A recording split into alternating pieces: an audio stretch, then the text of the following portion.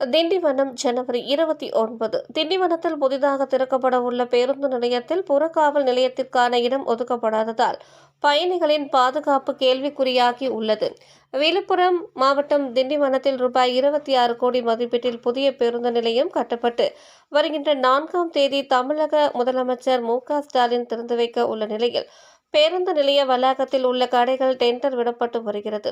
இந்த நிலையில் அந்த பேருந்து நிலைய வளாகத்தில் உணவகம், ஏடிஎம் உள்ளிட்ட 67 கடைகள் உள்ளது. இந்த பேருந்து நிலையம் திறக்கப்பட்டு மக்கள் பயன்பாட்டிற்கு வரும் காலத்தில் இங்கு அதிக அளவில் பயணிகள் வந்து செல்லும் நிலையில் அவர்களின் பாதுகாப்பிற்கு இந்த பேருந்து நிலைய வளாகத்தில் புறக்காவல் நிலையம் அமைக்கப்பட வேண்டும்.